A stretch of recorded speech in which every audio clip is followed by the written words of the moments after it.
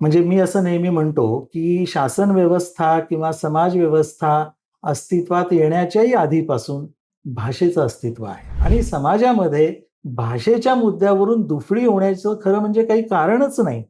कारण प्रत्येकच भाषा सुंदर आहे आणि त्या भाषेचा आपल्या भाषेवरती सुद्धा चांगला परिणाम काही ना काही झालेलाच आहे. आम्ही हे सर्व 3 लाख शब्द भाषिणी ॲपला ज्या फॉर्मॅटमध्ये पाहिजे त्या फॉर्मॅटमध्ये भाषिणी ॲपकडे देत आहोत. त्याच्यामुळे आपल्या भाषेचा शब्दसाठा भाषिणी ॲपमध्ये 3,40,000 एवढा प्रचंड होतो आहे आणि त्यामुळे त्याची गुणवत्ता वाढणार आहे ट्रान्सलेशनची. आणि आम्हाला दिल्लीच्या लोकांनी अतिशय आनंदाने सांगितलं, की भारतामध्ये महाराष्ट्र राज्याचं भाषिणी ॲपबद्दलचं काम हे सर्वाधिक चांगल्या पद्धतीचं आहे. आपण क्रमांक 1 वरती आहोत. भाषेच्या जतनासाठी आणि समृद्धीसाठी आपण प्रयत्नरत राहायला पाहिजे. प्रत्येकानेच राहायला पाहिजे. आत्ताच्या काळापुरतं आणि त्या संदर्भात बोलायचं तर डिजिटल मराठीच्या दृष्टीने सर्व मराठी भाषा प्रेमींनी एक छोटीशी गोष्ट केली तरी मला असं वाटतं की मराठी भाषेला ते उपकारक ठरेल. नमस्कार, मी मुकुल आव्हाड आणि कॅमेरावर आहे जयेश पाटील. महा MTV मध्ये आपलं स्वागत. मराठी भाषा गौरव दिनाच्या पार्श्वभूमीवर राज्यामध्ये सध्या वेगवेगळ्या कार्यक्रमांचा उत्सव आपल्याला बघायला मिळतोय. भाषा हे समाजाला जोडण्याचं माध्यम आहे.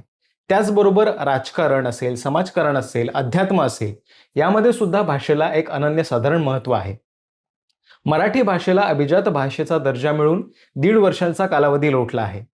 त्या अनुषंगाने या सगळ्या आपल्या भाषेच्या प्रवाहाचं सिंहावलोकन करणं, त्याचा एक अन्वयार्थ लावणं, या अनुषंगाने आज आपण बोलणार आहोत मराठी भाषा विभागाचे सचिव डॉक्टर किरण कुलकर्णी सर यांच्याशी.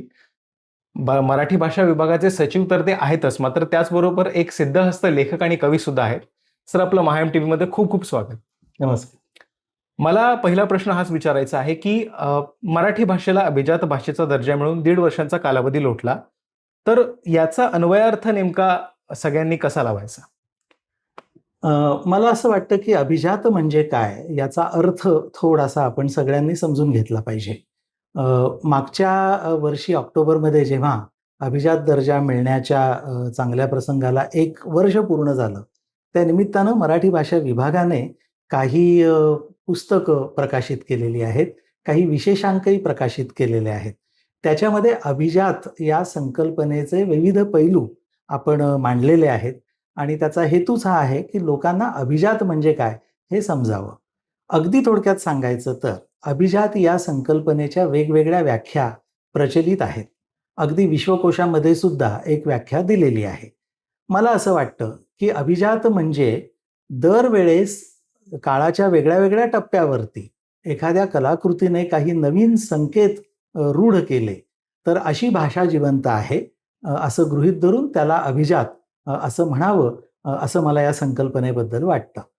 आपल्या मराठी भाषेला अभिजात दर्जा मिळाला याचा अर्थ असा की केंद्र सरकारच्या अभिजात भाषा योजनेमध्ये आपल्या भाषेचा समावेश झाला. म्हणजे एका अर्थी आपल्या मराठीला जी पहिल्यापासून अभिजात होतीच, आहेच आणि राहील, या अभिजात भाषेला एक दर्जा मिळाला म्हणजे शिक्कामोर्तब झालेला आहे केंद्र सरकारकडून. तर हा अर्थ लक्षात घेऊन आपल्या सर्व मराठी जनांना, मराठी भाषिकांना हे समजून घ्यावं लागेल की केंद्र सरकारची योजना काय आहे.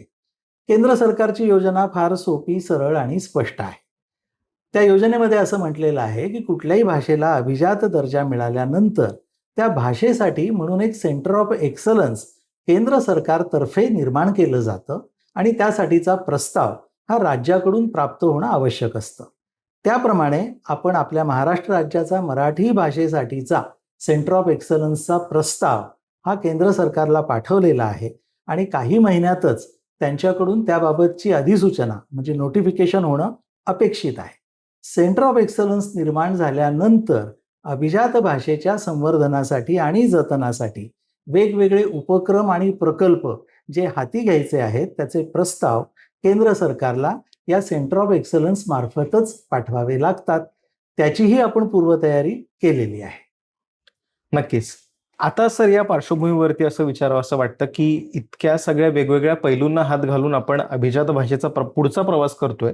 भाषा विभागाची नेमकी भूमिका आता येणाऱ्या काळामध्ये काय असेल मग? मराठी भाषा विभागापुढे आपण म्हणता ते बरोबर आहे, की खूप वेगळ्या प्रकारचं काम करण्याचं आव्हान आता मराठी भाषा विभागापुढे आहे. म्हणजे अभिजात भाषेचा दर्जा मिळाल्यानंतर एका बाजूला केंद्र सरकारला जे अपेक्षित आहे, अभिजात भाषेच्या जतन आणि संवर्धनासाठीचे प्रकल्प, ते तयार करणं, ते पाठवणं. हे प्रकल्प तयार करण्यासाठी अर्थातच महाराष्ट्राच्या वेगळ्या-वेगळ्या भागातल्या तज्ञांशी, साहित्यिकांशी, जाणकार लोकांशी चर्चा करूनच आपण हे प्रकल्प तयार करत आहोत. मला सांगायला आनंद वाटतो, की आता आपला जो डी-पी-आर आहे, म्हणजे डिटेल्ड प्रोजेक्ट रिपोर्ट, जो सेंटर ऑफ एक्सलन्स मार्फत पाठवायचा आहे, तो तयार करण्याचं काम जवळपास पूर्ण झालेलं आहे. अंतिम टप्प्यात आहे. माननीय मुख्यमंत्री आणि मंत्रिमंडळाची परवानगी घेऊन सेंटर ऑफ एक्सलन्सचं नोटिफिकेशन केंद्र सरकारने काढलं, की लगेचच आपल्याला ते पाठवता येईल. हा झाला एक भाग. त्या व्यतिरिक्त आपलं महाराष्ट्र राज्य हे प्रगत असल्यामुळे आणि मराठी भाषिक हे अतिशय उत्साही असल्यामुळे, भाषेवरती प्रेम असल्यामुळे केंद्र सरकारच्या प्रकल्पांची किंवा निधीची वाट न पाहता राज्य सरकारच्या पातळीवरती सुद्धा लोकांच्या सहकार्याने मराठी भाषा विभाग वेगवेगळ्या प्रकारचे उपक्रम राबवते आहे. या उपक्रमांची माहिती आकाशवाणीवरती दर रविवारी आपण सकाळी जो एपिसोड प्रसिद्ध करतो, त्यातूनही आपण देतो. आमच्या वेबसाईटवरती ही सगळी माहिती उपलब्ध आहे. वेगवेगळ्या वयोगटातल्या, वेगवेगळ्या क्षेत्रातल्या जनतेसाठी भाषा म्हणून काय-काय उपक्रम करता येतील आणि करता येतात, याचा प्रयत्न आम्ही करतो आहोत. माझं तर सगळ्या लोकांना असं आवाहन असेल, की नाविन्यपूर्ण उपक्रम आपल्या मनामध्ये काही आले, तर जरूर आम्हाला कळवा. आमच्या कार्यक्रमामध्ये ते समाविष्ट करून घ्यायला आम्हाला निश्चितपणे आवडेल. सर, माझा पुढचा प्रश्न असा होता, की नॅशनल लँग्वेज ट्रान्सलेशन मिशनच्या पार्श्वभूमीवरती भाषिणी ॲपची सध्या वेगवेगळ्या माध्यमांवरती चर्चा करण्यात आली. तर त्याविषयी काय सांगाल? भाषिणी ॲप हे केंद्र सरकारचं ट्रान्सलेशनसाठी म्हणूनच तयार केलेलं जे ॲप आहे, त्याच्यामध्ये text to text, text to speech, speech to text आणि स्पीच टू स्पीच या चारही प्रकारच्या सुविधा उपलब्ध आहेत. अ, त्यामध्ये एकूण 37 भाषांचा समावेश आहे. म्हणजे 22 भारतीय भाषा, ज्याच्यामध्ये मराठी पण आहे, आणि 15 परकीय भाषा, अशा 37 भाषांचा समावेश आहे. या ॲपचं काम नक्की कसं चालतं हे आम्ही दिल्लीतल्या भाषिणी ॲपची जी तज्ज्ञ मंडळी आहेत त्यांच्याशी बोलून आम्ही समजावून घेतलं. आमच्या असं लक्षात आलं, की शब्दसाठा हा याच्यामध्ये अतिशय महत्त्वाची गोष्ट आहे. सगळ्याच भाषांच्या बाबतीत साधारण 40,000 शब्दांचा साठा भाषिणी ॲपकडे आहेच आणि त्याच्याच बळावरती सध्याचं अनुवादाचं, ट्रान्सलेशनचं काम भाषिणी ॲप करत असते.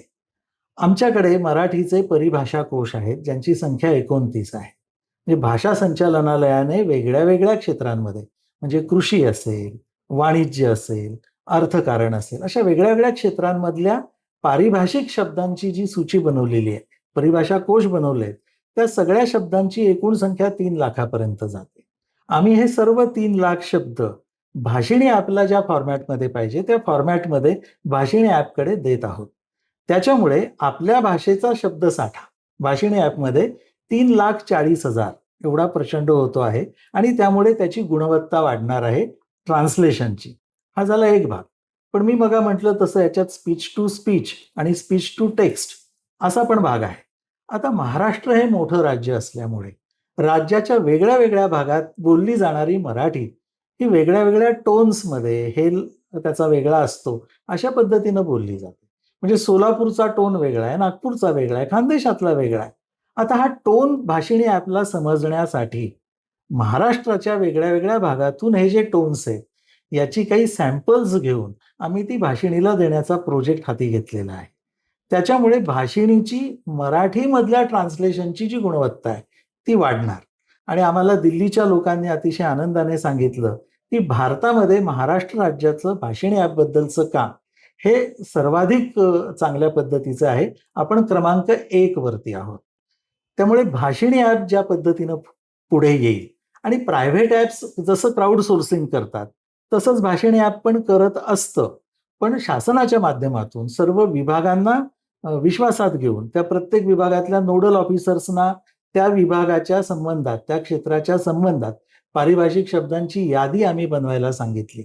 आणि हे नवीन-नवीन शब्द जेव्हा आपण भाषिणी ॲपमध्ये टाकू, तेव्हा मला असं वाटतं की डिजिटल मराठीच्या प्रगतीसाठी हे अतिशय महत्त्वाचं पाऊल उचललं जाईल आणि मराठी भाषा विभाग त्याच्यामध्ये अग्रणी आहे.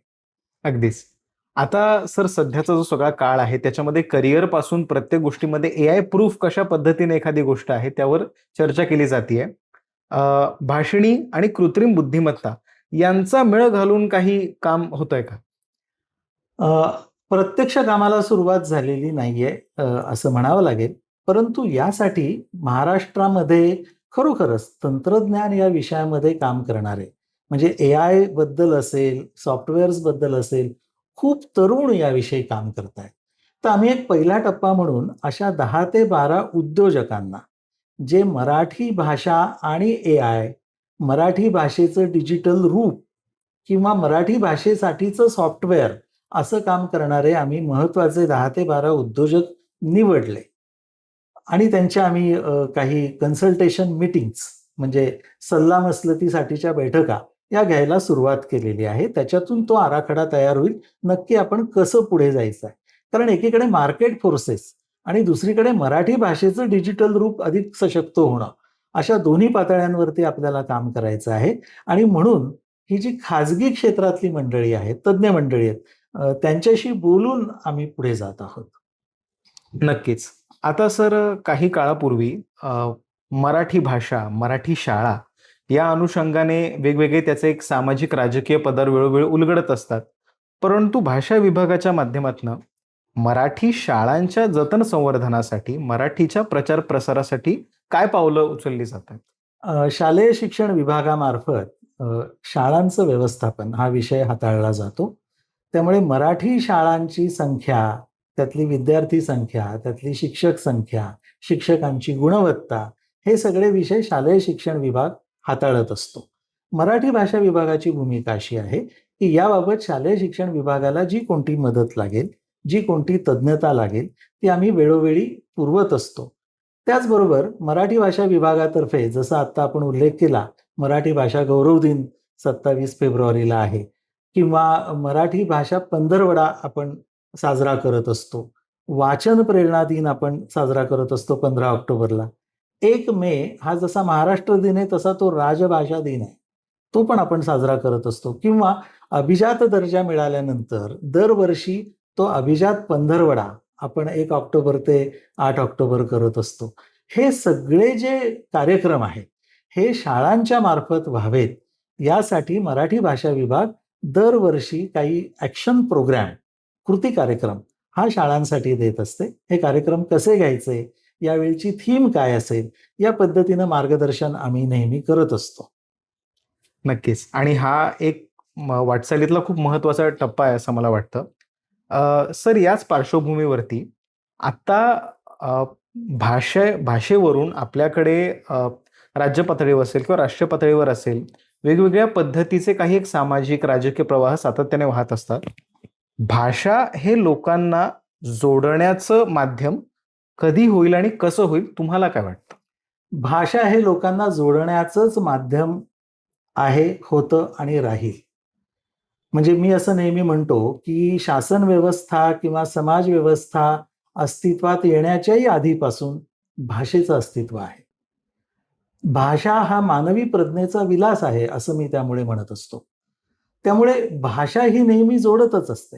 माझं माझ्या मातृभाषेवरती प्रेम आहे, याचा खरा अर्थ माझा कोणत्याही भाषेवरती प्रेम आहे, असाच होतो. त्यामुळे भाषेमुळे तुटण्याचा प्रश्न निर्माणच होत नाही. विशेषतः अभिजात मराठीच्या बद्दल जेव्हा मी अभ्यास केला, तेव्हा असं लक्षात आलं, की अनेक भाषा भगिनी आहेत, भारतीय आणि अगदी परकीय सुद्धा. त्या भाषेमधले अनेक शब्द या अभिजात मराठीच्या वाटचालीमध्ये गेल्या 2500 वर्षाच्या इतिहासामध्ये आलेले आहेत आणि बेमालूमपणे आपल्या मुखामध्ये रुळलेले आहेत. त्या भाषांची पण परिस्थिती अशीच आहे आणि म्हणूनच आम्ही गेल्या ऑक्टोबरमध्ये अभिजात भाषा सप्ताहाच्या निमित्ताने सर्व अभिजात भारतीय भाषा ज्या 11 आहेत, त्यांचं एक संमेलन घेतलं. प्रत्येक भाषेचे 5 तज्ञ, असे 55 तज्ञ त्या संमेलनाला उपस्थित होते. त्यामध्ये या भाषा भगिनींची आपसातली देवघेव, त्यांचा एकमेकांशी संबंध हे जास्त स्पष्ट झालं. त्यामुळे तर माझ्या असं लक्षात आलं, की भाषा हे जोडणारं माध्यम आहे, तोडणारं नाही. आणि समाजामध्ये भाषेच्या मुद्द्यावरून दुफळी होण्याचं खरं म्हणजे काही कारणच नाही. कारण प्रत्येकच भाषा सुंदर आहे आणि त्या भाषेचा आपल्या भाषेवरती सुद्धा चांगला परिणाम काही ना काही झालेलाच आहे. नक्कीच. सर, आता शेवटच्या प्रश्नाकडे येतो. मराठी ही अभिजात भाषा आहे. आपण जसे जसे भूतकाळामध्ये डोकवतो तसे आपल्याला असे अनेक संदर्भ दिसतात. एक नदीसारखा समृद्ध प्रवाह आपल्या भाषेचा आहे आणि आत्ताच्या घडीला हा जो एक सगळा समृद्ध वारसा आहे तो पुढच्या पिढीला देत असताना, त्याचं एक जतन संवर्धन करत असताना, इथला जो आपला सामान्य माणूस आहे त्याला तुम्ही काय आवाहन करू इच्छिता की त्याने कशा पद्धतीने भाषेकडे बघितलं पाहिजे? आपण म्हटलात ते बरोबर आहे. आपण सर्वच भाषेची लेकरं आहोत. म्हणजे नदीच्या प्रवाहाची उपमा प्रत्येकच भाषेला देत आहेत. हा नदीचा प्रवाह जो आहे भाषेचा, हा वाहत असतो, वळणं घेतो, काही ठिकाणी उथळ होतो, काही ठिकाणी अतिशय सखोल असा डोह बनतो.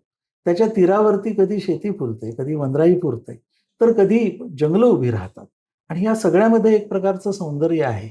आणि आपण त्याची जर लेकरं आहोत, तर आपण भाषेच्या जतनासाठी आणि समृद्धीसाठी आपण प्रयत्नरत राहायला पाहिजे.